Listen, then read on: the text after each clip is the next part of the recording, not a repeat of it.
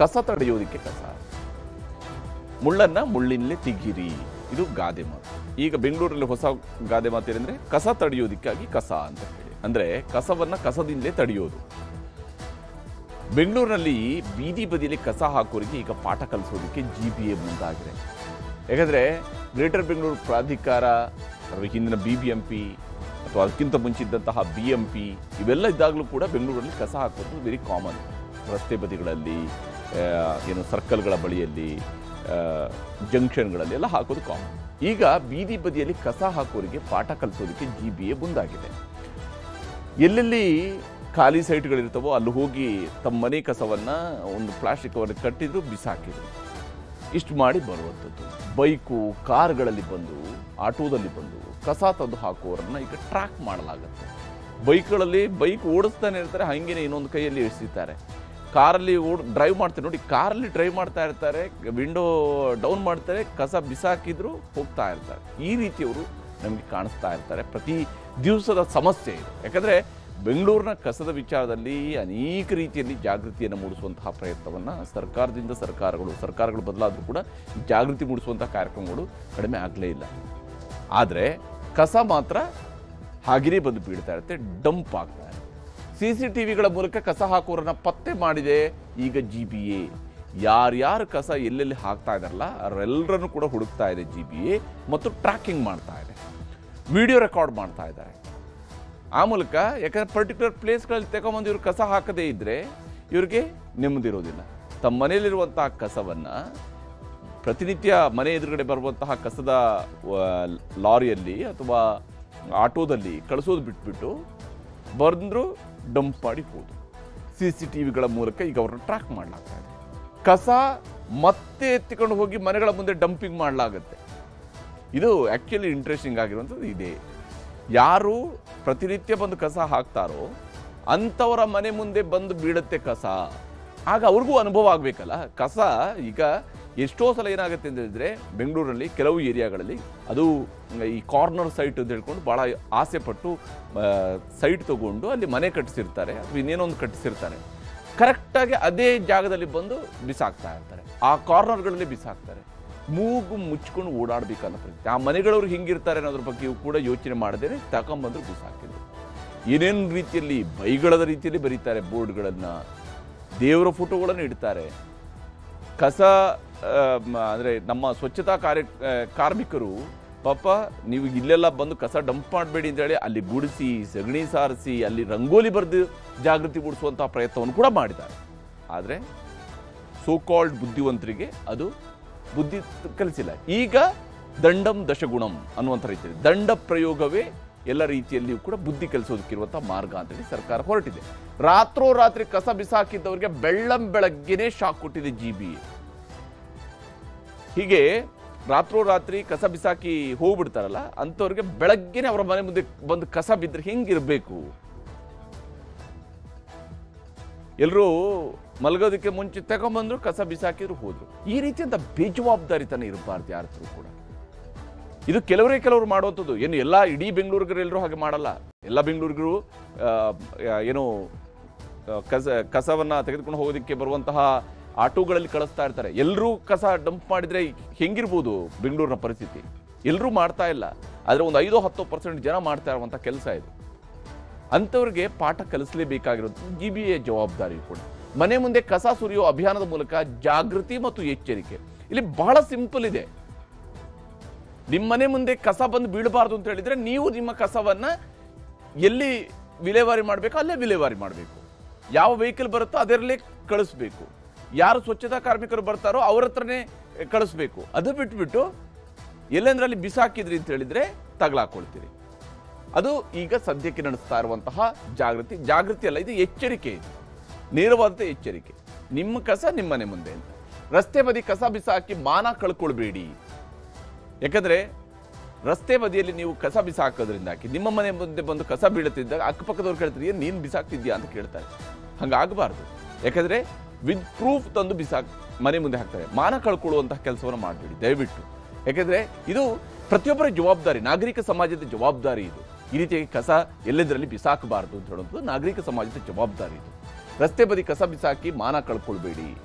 ರಸ್ತೆ ಫುಟ್ಪಾತ್ಗಳ ಮೇಲೆ ಕಸ ಸುರಿಯೋರ ಮೇಲೆ ಈಗ ಕಣ್ಗಾವಲನ್ನು ಇಡಲಾಗಿದೆ.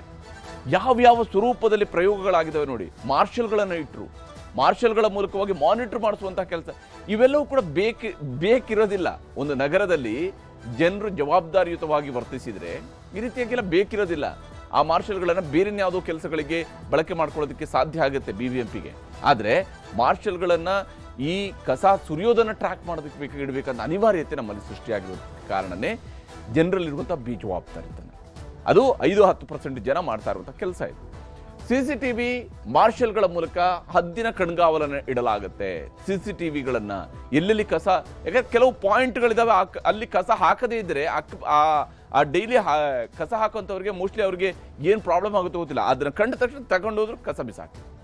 ಈ ರೀತಿಯಾಗಿರುವಂಥವ್ರು ಇದ್ದಾರೆ. ದಂಡ ವಿಧಿಸಿ ನಂತರ ಖುದ್ದು GBAಯಿಂದಲೇ ಕಸ ತೆರವನ್ನು ಮಾಡಲಾಗುತ್ತೆ. ಹಾಗೆ ಕಸ ಸುರಿದು ಮನೆ ಮುಂದೆ ಕಸ ಸುರಿದಾಗ ಅಕ್ಕಪಕ್ಕದವರೆಲ್ಲ ಬಂದು ಕೇಳ್ತಾರೆ. ನೋಡಿ, ಇದು ಎಲ್ಲರ ರಸ್ತೆಯಲ್ಲಿ ಮಾನಹರಾಜ ಹಾಕೋದು ಅಂತ ಹೇಳೋದು ಇದಕ್ಕೇನೆ. ಹಂಗಾಗಬಾರ್ದು ಅಂತ ಹೇಳಿದ್ರೆ ಸಿಂಪಲ್, ಅದಕ್ಕೇನು ಭಾಳ ಕಷ್ಟಪಡೋದಕ್ಕಿಲ್ಲ. ಹಾಗೆ ಆಗಬಾರ್ದು ನನಗೆ ಅಂತ ಹೇಳಿದ್ರೆ ಸಿಂಪಲ್. ಕಸದ ವೆಹಿಕಲ್, ಕಸ ತೆಗೆದುಕೊಂಡು ಹೋಗೋದಕ್ಕೆ ಬರುವಂಥ ವೆಹಿಕಲ್ ಬಂದಾಗ ಕಸ ಹಾಕಿದ್ರೆ ಸಾಕು, ಅಷ್ಟು ಮಾಡಿದ್ರೆ ಮುಗೀತು. ಅದೇ ದೊಡ್ಡ ಉಪಕಾರ. ಬೆಂಗಳೂರಿನಲ್ಲಿ ದಂಡ ವಿಧಿಸಿ ನಂತರ ಖುದ್ದು GBAನವರು ಕಸ ತೆರವನ್ನು ಮಾಡ್ತಾರೆ. ಈ ಬಾರಿ ದಂಡವೂ ಕೂಡ ಬಹಳ ದೊಡ್ಡ ಮಟ್ಟದಲ್ಲಿ ದಂಡ ಹಾಕ್ತಾ ಇದ್ದಾರೆ. ಸ್ಥಳೀಯರು ಕಸ ಎಸೆಯುವವರ ವಿಡಿಯೋ ತೆಗೆದು ಕೂಡ ಕಳಿಸಬಹುದು ಅಂತ ಹೇಳಿದ್ದಾರೆ. ಆದರೆ ಸ್ಥಳೀಯರು ಈ ರೀತಿಯಾಗಿ ವಿಡಿಯೋ ರೆಕಾರ್ಡ್ ಮಾಡುವಾಗ ಇನ್ನೆಲ್ಲಿ ಆ ವಿಡಿಯೋ ರೆಕಾರ್ಡ್ ಮಾಡ್ತಿದ್ದಾನೆ ಅಂತ ತಗೊಂಡು ಆತನಿಗೆ ಹೊಡೆಯೋದಕ್ಕೆ ಕೂಡ ಹೋದರೆ ಮತ್ತಿನ್ನೊಂದು ಕೇಸ್ ಬೀಳುತ್ತೆ. ಕೇವಲ ಕಸ ವಿಲೇವಾರಿಯ ಕೇಸು ಮಾತ್ರ ಅಲ್ಲದೆ ಹಲ್ಲೆ ಮಾಡೋದಕ್ಕೆ ಬೇರೆ ಕೇಸುಗಳು ಬೀಳುತ್ತೆ. ಹಾಗಾಗಿ ದಯವಿಟ್ಟು ಯಾರೂ ಕೂಡ ಈ ರೀತಿಯಾಗಿ ಜಗಳ ಆಡ್ಕೊಳ್ಳೋದಕ್ಕೆ ಹೋಗಬಾರ್ದು. ಮತ್ತು ಎಲ್ಲರೂ ಜವಾಬ್ದಾರಿಯುತವಾಗಿ ವರ್ತಿಸಿದರೆ ಯಾರೂ ಕೂಡ ವಿಡಿಯೋ ರೆಕಾರ್ಡ್ ಮಾಡಬೇಕಾದ ಅವಶ್ಯಕತೆ ಇರೋದಿಲ್ಲ. 1,000 ರೂಪಾಯಿಂದ 10,000 ರೂಪಾಯಿವರೆಗೂ ಕೂಡ ದಂಡ ವಿಧಿಸೋದಕ್ಕೆ ಈಗ ಹೊರಟಿದೆ GBA. 1,000 ರೂಪಾಯಿಂದ 10,000 ರೂಪಾಯಿವರೆಗೆ ದಂಡ ಹಾಕ್ತಾರೆ. ಅಂದರೆ ರಿಪೀಟೆಡ್ಲಿ ನೀವು ವಾರ್ನಿಂಗ್ ಕೊಟ್ಟ ನಂತರವೂ ಕೂಡ ನೀವು ಕಸ ಹಾಕ್ತಿದ್ರಿ ಅಂತ ಹೇಳಿದ್ರೆ ಆವಾಗ ದಂಡದ ಪ್ರಮಾಣ ಜಾಸ್ತಿ ಆಗುತ್ತೆ. ನೋಡಿ, ಈಗಾಗಲೇ ಮಾರ್ಷಲ್ಗಳನ್ನು ಬಳಸಿ ದಂಡ ಹಾಕಿದ್ರು ಕೂಡ ಜನ ಬಿಡ್ತಾ ಇಲ್ಲ. ಅವ್ರಿಗೆ ಕಸ ಹಾಕಿದ್ರೇ ನೆಮ್ಮದಿ ಅಂತ, ಕಸ ಹಾಕಿದ್ರಷ್ಟೇ ನೆಮ್ಮದಿ ಅಂತ ಹೇಳಿರುವಂಥವ್ರು ಕೆಲವರಿದ್ದಾರೆ. ಮತ್ತು ಪದೇ ಪದೇ ತಪ್ಪು ಮಾಡಿದವರ ವಿರುದ್ಧ ಮತ್ತಷ್ಟು ಕ್ರಮವನ್ನು ಕೈಗೊಳ್ಳಲಾಗುತ್ತೆ. ಇಲ್ಲಿ ಕೆಲವರು ಕೇಳ್ತಾರೆ, ನಮ್ಮ ಏರಿಯಾಗೆ ಕಸ ತೆಗೆದುಕೊಂಡು ಹೋಗೋದಕ್ಕೆ ಆಟೋದವರೇ ಬರಲ್ಲ, ಸ್ವಚ್ಛತಾ ಕಾರ್ಮಿಕರು ಬರೋದಿಲ್ಲ, ಅವರು ನಮ್ಮ ರೋಡ್ಗೆ ಬರೋದೇ ಇಲ್ಲ ಅಂತ ವಾದಿಸುವವರು ಕೂಡ ಇಲ್ಲ. ಬಹುಶಃ ಬೆಂಗಳೂರಲ್ಲಿ ಅಂತಹ ಸಮಸ್ಯೆ ಬಹುತೇಕ ಯಾವ ಏರಿಯಾಗಳಲ್ಲೂ ಇಲ್ಲ. ಹಾಗೆ ನಾವು ನಿಜಕ್ಕೂ ಅಂಥದ್ದು ಜೆನ್ಯೂನ್ ಸಮಸ್ಯೆ ಇದೆ ಅಂತ ಹೇಳಿದ್ರೆ ಅದನ್ನು ಅಪ್ರೋಚ್ ಮಾಡಬೇಕು, GBAಗೆ ಅಪ್ರೋಚ್ ಮಾಡಬೇಕು, ಸ್ಥಳೀಯ GBA ಕಚೇರಿಗಳಿಗೆ ಅಪ್ರೋಚ್ ಮಾಡಬೇಕು, ಅವ್ರಿಗೆ ಹೋಗಿ ಹೇಳೋದಕ್ಕೆ ಅವಕಾಶ ಇದೆ. ಮನೆ ಮುಂದೆ ದಿನಪೂರ್ತಿ ಕಸ ಸುರಿದು ತೆರವು ಮಾಡೋದಿಲ್ಲ ಅಂತ ಹೇಳ್ಕೊಂಡು ಎಚ್ಚರಿಕೆ ಕೊಡ್ತಾರೆ. ಒಂದು ವೇಳೆ ರಿಪೀಟ್ ಮಾಡ್ತೀರಿ ಮತ್ತೆ ತಂದು ಹಾಕ್ತೀರಿ ಅಂದರೆ ಇಡೀ ದಿವಸ ಮನೆ ಮುಂದೆ ಕಸ ಇರುತ್ತೆ ಅಂತೇಳಿ, ಆಗ ಗೊತ್ತಾಗುತ್ತೆ ಕಸದ ಸಮಸ್ಯೆ ಏನು ಅಂತೇಳಿ. ಯಾಕಂದರೆ ಯಾರ್ದೋ ಮನೆ ಮುಂದೆ ಕಸ ಎಸೆದು ಹೋಗೋರಿಗೆ ಆ ಕಸದಿಂದ ಆಗ್ತಾ ಇರುವಂತಹ ಕಿರಿಕಿರಿ ಏನು ಅಂತೇಳಿ ಅವ್ರಿಗೆ ಗೊತ್ತಾಗೋದಿಲ್ಲ. ಅವರವರ ಮನೆ ಮುಂದೆ ಬಂದು ಬಿದ್ದಾಗಲೇ ಗೊತ್ತಾಗೋದು, ಇದು ಸಮಸ್ಯೆ ಇದೆ ಅಂತೇಳಿ ಅರ್ಥ ಆಗೋದು. ಆ ಸಮಸ್ಯೆಯನ್ನು ಈಗ ಅರ್ಥ ಮಾಡಿಸೋದಕ್ಕೆ ಹೊರಟಿದೆ GBA. ಬಹುಶಃ GBA ಇದುವರೆಗೆ ಮಾಡಿರ್ತಕ್ಕಂಥ ಕಾರ್ಯಕ್ರಮಗಳಲ್ಲಿ ರಸ್ತೆ ಗುಂಡಿಯನ್ನು ಅವರು ಮುಚ್ಚೋದಕ್ಕೆ ಅವರಿಂದ ಸಾಧ್ಯ ಆಗದಿದ್ರು ಕೂಡ ಕಸದ ವಿಚಾರದಲ್ಲಿ ಅವರು ವಿಲೇವಾರಿ ಮಾಡೋದಕ್ಕೆ ಬೇಕಾಗಿರುವಂಥ ಉಳಿದ ಕ್ರಮಗಳಲ್ಲಿ ಎಷ್ಟು ಮಟ್ಟಿಗೆ ಯಶಸ್ವಿ ಆಗೋದಿಲ್ಲ ಅಂತ ಒಂದು ಭಾಗ ಆದರೂ ಕೂಡ ಇದು ಇದೆಯಲ್ಲ, ಇದು ನಿಜಕ್ಕೂ ಕೂಡ ಅವಶ್ಯಕವಾಗಿರುವಂಥದ್ದು, ಅವಶ್ಯಕವಾಗಿ ಮಾಡಬೇಕಾಗಿದ್ದಂಥದ್ದು. ಯಾಕೆಂತ ಹೇಳಿದ್ರೆ ಆ ಮೂಲಕ ಆದರೂ ಜನರಲ್ಲಿ ಜಾಗೃತಿ ಬರಬೇಕು. ಯಾಕಂದ್ರೆ ನಮ್ಮ ನಗರ ಸ್ವಚ್ಛವಾಗಿರಬೇಕು ಅನ್ನುವಂಥದ್ದು ಪ್ರತಿಯೊಬ್ಬರಲ್ಲಿ ಇರಬೇಕಂತ ಕಾಳಜಿ, ಪ್ರತಿಯೊಬ್ಬರಲ್ಲೂ ಕೂಡ ಪ್ರತಿ ನಾಗರಿಕನಲ್ಲೂ ಕೂಡ ನಮ್ಮ ನಗರ ಸ್ವಚ್ಛವಾಗಿರಬೇಕು ಅನ್ನೋಂಥ ಇರಬೇಕು. ಯಾಕಂದರೆ ನಮ್ಮ ಮನೆಯಲ್ಲಿ ಸ್ವಚ್ಛ ಆಗಿರಬೇಕು ನಾವು ಬಯಸ್ತೀವಿ, ಹಾಗೇನೆ ನಮ್ಮ ರಸ್ತೆಯೂ ಕೂಡ ಸ್ವಚ್ಛ ಆಗಿರಬೇಕು ಅನ್ನುವಂಥದ್ದು ನಮ್ಮ ಬಯಕೆ ಆಗಿರಬೇಕು. ಆಗಲೇ ಸ್ವಚ್ಛ ಭಾರತನಂತಹ ಅಭಿಯಾನ ಯಶಸ್ವಿ ಆಗೋದಕ್ಕೆ ಸಾಧ್ಯ ಆಗುವಂಥದ್ದು. ಘನತ್ಯಾಜ್ಯ ವಿಲೇವಾರಿಯ ಘಟಕದ MD ಕೂಡ ಆಗಿರುವಂತಹ ಕರಿಗೌಡರು ಮಾತನಾಡಿದರೆ ತೋರಿಸ್ತೀನಿ. 5 ನಗರ ಪಾಲಿಕೆ ವ್ಯಾಪ್ತಿಯಲ್ಲಿ ಪ್ರತಿದಿನ 5,000 ಆಟೋ ಟಿಪ್ಪರು ಮನೆಗೆ ಹೋಗಿ ಕಸವನ್ನು ಸಂಗ್ರಹಣೆ ಮಾಡ್ತಿದ್ದಾವೆ. ಆದರೂ ಕೆಲವು ಸಾರ್ವಜನಿಕರು ನಮ್ಮ ಆಟೋಗೆ ಕಸ ಕೊಡದೆ ರಸ್ತೆ ಬದಿ ಎಸೀತಾ ಇದ್ದಾರೆ. ನಮ್ಮ ಮಾರ್ಷಲ್ಗಳು, ಪೌರ ಕಾರ್ಮಿಕರು, ಈ ಜೂನಿಯರ್ ಹೆಲ್ತ್ ಇನ್ಸ್ಪೆಕ್ಟ್ರು, ನಮ್ಮ ಇಂಜಿನಿಯರ್ಗಳು ಅದರದ್ದೆಲ್ಲ ವಿಡಿಯೋ ಮಾಡಿದ್ದೀವಿ. ಮತ್ತು ನಾವು CCTVಗಳು ಹಾಕಿದ್ದೀವಿ. ಸಾರ್ವಜನಿಕರು ಕೂಡ ಈ ಥರ ವಿಡಿಯೋಗಳು ಕಳಿಸ್ತಾ ಇದ್ದಾರೆ. ಮತ್ತು ಮನೆಗೆ ಅದರ ಬಂದು ಡೆಲಿವರಿ ತೊಗೊಂಡಿರ್ತಾರಲ್ಲ, ಅಡ್ರೆಸ್ ಇರುತ್ತೆ, ಆ ಕಸ ಎಸ್ದಾಗ ನಮಗೆ ಗೊತ್ತಾಗುತ್ತೆ. ಆ ಥರದವ್ರನ್ನ ಐಡೆಂಟಿಫೈ ಮಾಡಿ ನಾವು ಅವ್ರ ಮನೆಗೆ ಕಸ ಸುರಿದು ಒಂದು ತಿಳುವಳಿಕೆ, ಕಸ ಸುರಿಬೇಡಿ ಅಂತೇಳಿ. ಈಗ ನೀವು ಅಲ್ಲಿ ನೋಡಿದ್ರಿ, ಅವ್ರು ಹೇಳಿದ್ರು ನಾವು ಕಸ ಸುರಿದಿಲ್ಲ, ರಸ್ತೆಗೆ ಎಸ್ತಿಲ್ಲ ಅಂದರು. ಆ ವಿಡಿಯೋ ಇತ್ತು ನಮ್ಮ ಹತ್ರ. ವಿಡಿಯೋ ತೋರಿಸಿದಾಗ ಹೌದು ನಾವೇ ಅಂತ ಹೇಳಿದ್ರು. ಆಯ್ತಪ್ಪ, ಕಸ ಸುರಿದು ತಪ್ಪು ಮಾಡಿದ್ದೀರಿ, ದಂಡ ಕಟ್ಟಿದ್ದೀರಿ, ದಂಡ ಕಟ್ಟಲ್ಲ ಅಂದರು. ನಾವು ಅವ್ರ ಮನೆ ಮುಂದೆ ಕಸ ಸುರಿದ ಮೇಲೆ 2,000 ರೂಪಾಯಿ ದಂಡ ಕಟ್ಟಿದ್ರು. ದಯಮಾಡಿ ನಮ್ಮ ಆಟೋ ಟಿಪ್ಪರ್ ಬೆಳಿಗ್ಗೆ ನಿಮ್ಮ ಮನೆ ಹತ್ರ ಬಂದಾಗ ಕಸವನ್ನು ಒಣ ಕಸ, ಹಸಿ ಕಸ, ಸ್ಯಾನಿಟರಿ ಕಸವನ್ನಾಗಿ ವಿಂಗಡಿಸಿ ಕೊಡಿ. ನಗರದ ನೈರ್ಮಲ್ಯವನ್ನು ಕಾಪಾಡಲಿಕ್ಕೆ ಬೆಂಗಳೂರು ಗಾರ್ಡನ್ ಸಿಟಿ ಒಂದು ಏನು ಟ್ಯಾಗ್ ಇದೆ ಅದನ್ನು ಉಳಿಸ್ಕೊಳ್ಳಿಕ್ಕೆ ಸಹಕರಿಸಿ. ಯಾಕೆಂದರೆ ಇದು ಎಲ್ಲರ ಜವಾಬ್ದಾರಿಯೂ ಕೂಡ ಇರುವಂಥದ್ದು. ಯಾಕಂದರೆ ಬೆಂಗಳೂರು ನಗರವನ್ನು ಸ್ವಚ್ಛ ನಗರವನ್ನಾಗಿ ಮಾಡಬೇಕಾಗುತ್ತಿರುವಂಥದ್ದು ಬೆಂಗಳೂರಿನಲ್ಲಿ ವಾಸಿಸುವ ಪ್ರತಿಯೊಬ್ಬರ ಜವಾಬ್ದಾರಿ. ನೀವು ಎಲ್ಲಿಂದೇ ಬಂದಿರಿ, ಬೆಂಗಳೂರಿನಲ್ಲಿ ಇರುವಂಥ ಬೆಂಗಳೂರನ್ನು ಹಾಳು ಮಾಡಬೇಡಿ, ಬೆಂಗಳೂರನ್ನು ಹಾಳು ಮಾಡಬಾರ್ದು. ಅದು ಪ್ರತಿಯೊಬ್ಬರಲ್ಲಿ ಇರಬೇಕಾಗಿರುವಂಥ ಜಾಗೃತಿ, ಪ್ರತಿಯೊಬ್ಬರಲ್ಲಿ ಇರಬೇಕಾಗಿರುವಂಥ ಎಚ್ಚರಿಕೆ. ಅದು ಈಗಲಾದರೂ ಕೂಡ ಪಾಠ ಕಲಿತಾರಾ ಅನ್ನುವಂಥದ್ರ ಬಗ್ಗೆ ಪ್ರಶ್ನೆ ಇದ್ದೇ ಇದೆ. ಯಾಕಂದರೆ ಕಸ ಎಸಿತಾ ಇರೋದು ಎಲ್ಲರೂ ಕೂಡ ಕಸ ಎಸಿತಾ ಇಲ್ಲ ಬೆಂಗಳೂರಲ್ಲಿ. 90% ಜನ ಇವತ್ತೂ ಕೂಡ ವೆಹಿಕಲ್ಗಳು ಬಂದಾಗ ಕಾದು ನಿಂತು ಅದರಲ್ಲಿ ಕಳಿಸ್ತಾ ಇರ್ತಾರೆ. ಆದರೆ ಪ್ರತಿನಿತ್ಯ ಅಲ್ಲಿ ಅವ್ರು ಬಂದು ತಗೊಂಡು ಹೋಗ್ತಾ ಇದ್ರು ಕೂಡ ಕೆಲವರು ಬಂದು ಎಸಿತಾರಲ್ಲ, ಅಂಥವರು ಇನ್ನಾದರೂ ಪಾಠ ಕಲಿತಾರ? GB ಅಧಿಕಾರಿಗಳ ವಿನೂತನ ಪ್ಲಾನ್ ಸಕ್ಸಸ್ ಆಗುತ್ತಾ ಅನ್ನುವಂಥದ್ದು ಇರುವಂತಹ ಪ್ರಶ್ನೆ. ಯಾಕೆಂದರೆ ಜಾಗೃತಿ ಬಂದರೆ ಮಾತ್ರನೇ ಜನರಲ್ಲಿ ಹೌದು ನಮ್ಮ ಮನೆ ಮುಂದೆ ಕಸ ಬಂದು ಬೀಳೋದು ಬೇಡ ಅಂತ ಹೇಳಿದರೆ ಇಲ್ಲಿ ಪಾಠ ಕಲಿಬೇಕಾಗಿದೆ. ರಸ್ತೆ ಫುಟ್ಪಾತ್ ಮೇಲೆ ಕಸ ಹಾಕೋರ ಸಂಖ್ಯೆಯಲ್ಲಿ ನಿನ್ನೆ ಮತ್ತು ಇವತ್ತು, ನಿನ್ನೆ ಇದನ್ನು ಶುರು ಮಾಡಿದ ನಂತರನೇ ಇವತ್ತಿಗೆ ಸ್ವಲ್ಪ ಮಟ್ಟಿಗೆ ಕಡಿಮೆ ಆಗಿದೆ ಅನ್ನುವಂಥದ್ದು ಗೋಚರಿಸ್ತಾ ಇದೆ. ಬಹುಶಃ ನಾಳೆಗೆ ಅದು ಸಂಪೂರ್ಣ ಬಂದಾದರೆ ಒಳ್ಳೆಯದು. ಯಾಕೆಂದರೆ ಯಾರೂ ಕೂಡ ಈ ರೀತಿಯಾದಂಥ ಶಿಕ್ಷೆ ಯಾರಿಗೂ ಕೂಡ ಆಗಬಾರ್ದು. ಯಾರಿಗೂ ಕೂಡ 1,000 ರೂಪಾಯಿ ದಂಡ, 2,000 ರೂಪಾಯಿ ದಂಡ ಯಾಕೆ ಕಟ್ಟಬೇಕು?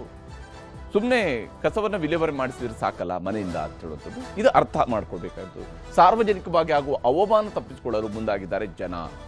ಸಾರ್ವಜನಿಕವಾಗಿ ಆಗ್ತಾ ಇರುವಂಥ ಅವಮಾನ ಇದು. ಆ ರೀತಿಯಾಗಿ ಕಸ ಮನೆ ಮುಂದೆ ಬಂದು ಸುರಿದ್ರೆ ಅಕ್ಕಪಕ್ಕದವರು ನೋಡಿ, ಅಲ್ಲಿ ಒಬ್ಬರು ಫೈನ್ ಕಟ್ಟಿದ ನಂತರ ಹಿಂಗೆ ಕೈ ಕಟ್ಟಿ ನಿಂತ್ಕೊಂಡಿದ್ರ ಸ್ಟೈಲ್ ನೋಡಿದ್ವಿ.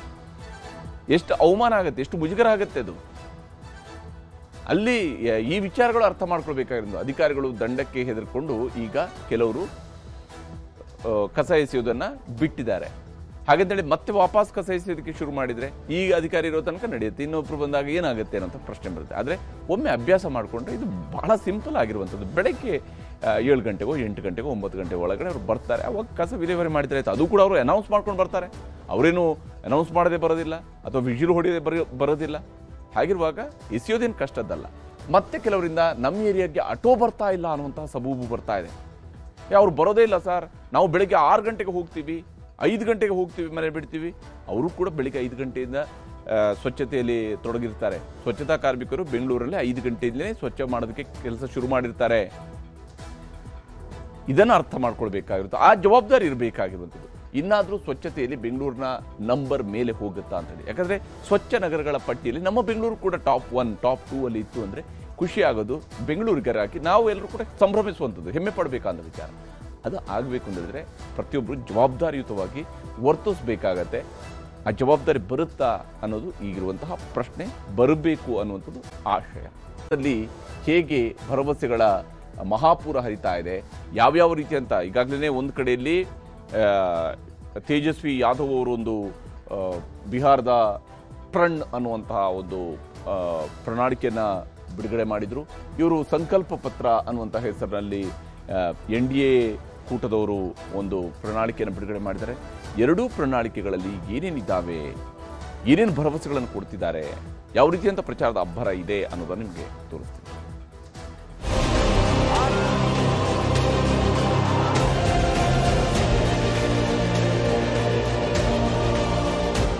आरजेडी क्या है? आर का मतलब रंगदारी, ज का मतलब जंगल राज और द का मतलब दादागिरी।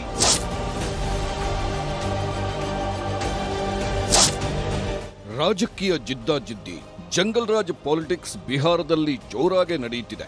ಮೊದಲ ಹಂತದ ಮತದಾನ ನಡೆಯುವ ಕ್ಷೇತ್ರಗಳಲ್ಲಿ ಮಾತಿನ ಭರಾಟೆ, ಭರವಸೆಗಳು ಹೆಚ್ಚಾಗಿದೆ. ಮೊನ್ನೆ ಮಹಾಗಠಬಂಧನ್ ಚುನಾವಣಾ ಪ್ರಣಾಳಿಕೆ ಬಿಡುಗಡೆ ಮಾಡಿತ್ತು. ಇದೀಗ NDA ಕೂಟ ಕೂಡ ಭರವಸೆಗಳ ಮಳೆಯನ್ನೇ ಸುರಿಸಿದೆ.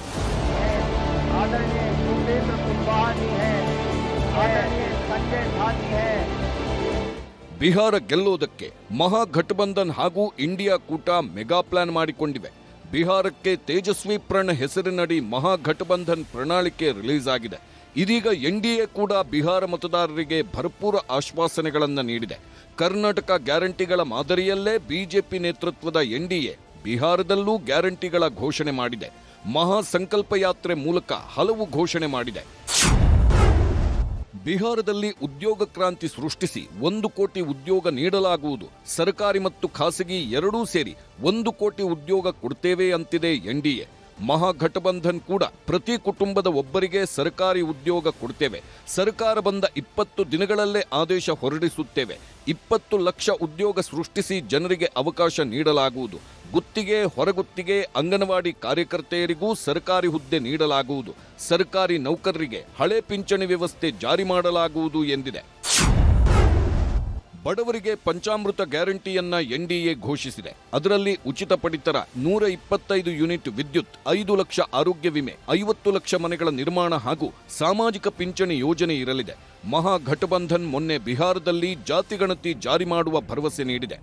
ಶಿಕ್ಷಣ, ಉದ್ಯೋಗ, ಆಡಳಿತ ಸುಧಾರಣೆಗೆ ಅನುಕೂಲ ಮಾಡಿಕೊಡಲಿದೆ. ಒಬಿಸಿ, ಇಬಿಸಿ, ದಲಿತರಿಗೆ ಪ್ರತ್ಯೇಕ ಕೋಟಾ ನೀಡುವ ಭರವಸೆ ನೀಡಿದೆ. ಮಹಿಳಾ ಸಬಲೀಕರಣದ ಭರವಸೆ ನೀಡಿರುವ ಎನ್ಡಿಎ ಕೂಟ ಮಹಿಳಾ ಸಂಘಟನೆಗಳಿಗೆ ಪ್ರೋತ್ಸಾಹ ನೀಡಲಿದೆ. ಸಿಎಂ ಮಹಿಳಾ ರೋಜ್ಗಾರ್ ಅಡಿ 2 ಲಕ್ಷ ಸಹಾಯಧನ ನೀಡುವ ಭರವಸೆ ನೀಡಿದೆ. ಹಾಗೆ ಘಟಬಂಧನ್ ಕೂಡ ಮಹಿಳಾ ಸುರಕ್ಷತೆ ಮತ್ತು ಸಬಲೀಕರಣಕ್ಕೆ ಒತ್ತು ನೀಡಿದೆ. ಸರ್ಕಾರಿ ಉದ್ಯೋಗಗಳಲ್ಲಿ ಮಹಿಳೆಯರಿಗೆ 33% ಮೀಸಲಾತಿ ನೀಡಲಿದೆ. ಸ್ವಸಹಾಯ ಗುಂಪುಗಳ ಸದಸ್ಯರಿಗೆ ಬಡ್ಡಿರಹಿತ ಸಾಲ ನೀಡಲಿದೆ. ಮಹಿಳೆಯರ ಮೇಲಿನ ಅಪರಾಧಗಳ ತನಿಖೆಗೆ ಶೀಘ್ರಗತಿ ಕೋರ್ಟ್ ಸ್ಥಾಪಿಸುವ ಭರವಸೆ ನೀಡಿದೆ. ಕೃಷಿಗೆ ಉತ್ತೇಜನ ನೀಡುವ ಭರವಸೆ ನೀಡಿರುವ ಎನ್ಡಿಎ ಕೂಟ ಕಿಸಾನ್ ಸಮ್ಮಾನ್ ನಿಧಿಯನ್ನ 3,000 ಮಾಡುವ ಭರವಸೆ ನೀಡಿದೆ. ಪ್ರಮುಖ ಬೆಳೆಗಳಿಗೆ ಎಂಎಸ್ಪಿ ಘೋಷಣೆ ಮಾಡಲಿದೆ. ಹಾಗೆಯೇ ಘಟಬಂಧನ್ ಕೂಡ ರೈತರ ಸಾಲ ಮನ್ನಾ ಭರವಸೆ ನೀಡಿದೆ.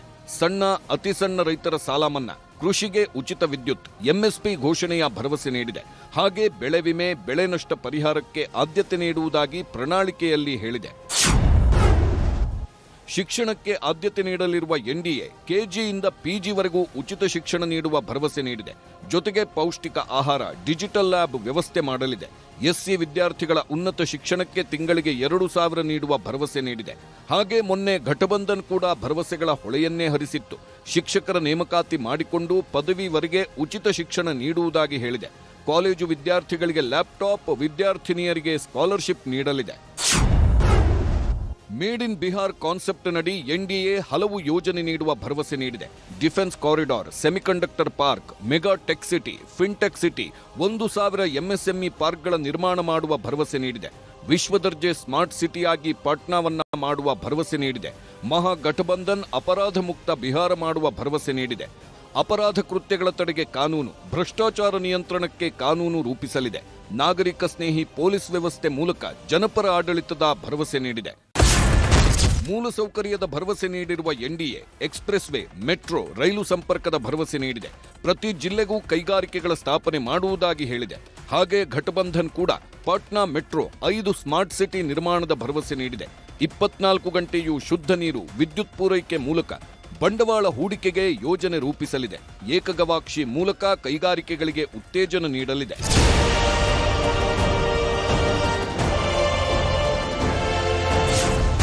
ಕಾರ್ಮಿಕ ಸ್ನೇಹಿ ಕಾರ್ಯಕ್ರಮಗಳಿಗೂ ಎನ್ಡಿಎ ಆದ್ಯತೆ ನೀಡಿದೆ. ಗಿಗ್ ಕಾರ್ಮಿಕರು, ಚಾಲಕರಿಗೆ 4 ಲಕ್ಷ ವಿಮೆ ನೀಡಲಿದೆಯಂತೆ. ಆರ್ಥಿಕವಾಗಿ ಹಿಂದುಳಿದವರ ಕಲ್ಯಾಣಕ್ಕಾಗಿ 10 ಲಕ್ಷ ಸಹಾಯಧನ ನೀಡಲಿದೆ. ಮತ್ಸ್ಯ ಯೋಜನೆಯಡಿ ಮೀನುಗಾರರಿಗೆ 9,000 ನೀಡಲಿದೆಯಂತೆ. ಹಾಗೆ ಪ್ರವಾಹರಹಿತ ಬಿಹಾರ ಮಾಡುವ ಭರವಸೆ ನೀಡಿದೆ. ಮೊನ್ನೆ ಘಟಬಂಧನ್ ಕೂಡ ಹಲವು ಯೋಜನೆಗಳನ್ನು ಘೋಷಿಸಿತ್ತು. ಕಾರ್ಮಿಕರ ಗಣತಿ ಮಾಡಿ ಅದರ ಆಧಾರದ ಮೇಲೆ ಕಲ್ಯಾಣ ಕಾರ್ಯಕ್ರಮ ರೂಪಿಸಲಿದೆ. ವಿಮೆ, ಸರ್ಕಾರಿ ಉದ್ಯೋಗ ನೀಡಲು ಹಾಗೂ ಅಕ್ರಮ ವಲಸಿಗರ ಪತ್ತೆಗೂ ಸಹಕಾರಿಯಾಗಲಿದೆ ಎಂದು ಹೇಳಿದೆ. ಚುನಾವಣಾ ಪ್ರಣಾಳಿಕೆ ರಿಲೀಸ್ ಮಾಡಿರುವ ನಾಯಕರು ಮತಬೇಟೆಗೂ ಇಳಿದಿದ್ದಾರೆ. ಬಿಜೆಪಿ ರಾಷ್ಟ್ರೀಯ ಅಧ್ಯಕ್ಷ ಜೆಪಿ ನಡ್ಡಾ ಇವತ್ತು ಅಖಾಡಕ್ಕಿಳಿದಿದ್ರು. ಪ್ರಣಾಳಿಕೆ ಬಿಡುಗಡೆ ಮಾಡಿದ ಮೇಲೆ ಪ್ರಚಾರ ಮಾಡಿದ್ರು. ನಿತೀಶ್ ಕುಮಾರ್ ಸರ್ಕಾರವನ್ನ ಹೊಗಳಿ ಲಾಲು ಪ್ರಸಾದ್ ಯಾದವ್ ಕುಟುಂಬದ ವಿರುದ್ಧ ಹರಿಹಾಯ್ದ್ರು. नीतीश कुमार ने पकड़ी है, जिसको भरपूर आशीर्वाद मोदी जी का है, उसको स्थिरता चाहिए, उसको स्थिरता के साथ आगे बढ़ाने का काम हमको करना होगा. यहां लोग छोड़ करके दिल्ली बसने लगे, वो इसलिए हुआ क्योंकि जंगल राज यहां पर था और जंगल राज को इन्होंने प्रश्रय दिया. ये हमको ध्यान में रखना चाहिए. मैंने देखा है सीवान से लेकर के, चंपारण से लेकर के और ये मोतिहारी से लेकर के सीमांचल तक किस तरीके का खौफ था. और ये कौन था? शहाबुद्दीन. ये शहाबुद्दीन आरजेडी का सांसद था, आरजेडी का विधायक था, लालू के बगल में बैठा करता था और इसने आतंक मचाया हुआ था। देखिए, ये संकल्प पत्र अगले 5 साल का हमारा वो वादा है जो हम लोग बिहार को विकसित राज्य बनाने की दृष्टि के साथ लेकर चलना चाहते हैं, जिसमें समाज के हर वर्ग का जात पात धर्म मजहब से उठकर, जब हम लोग नौकरियों का जिक्र कर रहे हैं तो किसी पर्टिकुलर समुदाय या जाति को मिलेगी नहीं, 1 करोड़ नौकरियों का हम जिक्र कर रहे हैं। कैसे दी जगह भैया आप नौकरी, तो हर जिले में हम लोग उद्योग लगाएंगे, ये सोच है। मैं ये मानता हूँ कि एक ऐसा प्रैक्टिकल विजन डॉक्यूमेंट है with a complete road map जो आने वाले दिनों में मेरे बिहार को विकसित राज्य बनाएगा। ಎನ್ಡಿಎ ಕೂಟದ ಪ್ರಣಾಳಿಕೆಯನ್ನ ಮಹಾಗಠಬಂಧನ್ ಹಾಗೂ ಜನಸುರಾಜ್ ಪಕ್ಷಗಳು ಟೀಕಿಸಿವೆ. ಅಧಿಕಾರದಲ್ಲಿದ್ದ 15ರಿಂದ 20 ವರ್ಷಗಳ ಕಾಲ ಏನೂ ಮಾಡದೆ ಈಗ ಜನರಿಗೆ ಅಭಿವೃದ್ಧಿ ಮಾಡುತ್ತೇವೆ ಎಂಬ ಭರವಸೆ ನೀಡುತ್ತಿದ್ದಾರೆ ಎಂದು ಟಾಂಗ್ ಕೊಟ್ಟರು. नकल तो कर ही रही है, हर एक चीज का नकल कर रही है। 1 करोड़ नौकरियां रोजगार देंगे, हमसे पूछते हैं कि कहां से देंगे, ये कहां से देंगे, तो ये तो बताएं। जो लोग सत्ता में बैठे हुए हैं, पिछले 15-20 सालों में उनको बिहार की जनता ने कई बार अवसर दिया, वो घोषणा पत्र और संकल्प पत्र में क्या लिखते हैं उसका कोई बहुत महत्व नहीं है, क्योंकि जनता ये भी देख रही है कि इनके ये तो हर बार यही कहते हैं, एक नया घोषणा पत्र बनाते हैं, नए तरह की घोषणा करते हैं, करना उनको कुछ नहीं, करना उनको वही है जो पहले से कर रहे हैं। और जो बिहार की स्थिति अभी है, आप इन सारी संकल्प पत्र, इन सारे संकल्प पत्र और घोषणा पत्रों के बाद भी देश के सबसे गरीब और पिछड़े राज्य हैं। ಹೀಗೆ ಬಿಹಾರದಲ್ಲಿ ಚುನಾವಣೆ ಬಿಸಿಯಾಗ್ತಿದೆ. ನವೆಂಬರ್ 6ನೇ ತಾರೀಕು ಮೊದಲ ಹಂತದಲ್ಲಿ 121 ಕ್ಷೇತ್ರಗಳಿಗೆ ಮತದಾನ ನಡೆಯಲಿದೆ. ಅಷ್ಟೊತ್ತಿಗೆ ಮಾತಿನ ಚಕಮಕಿಗಳು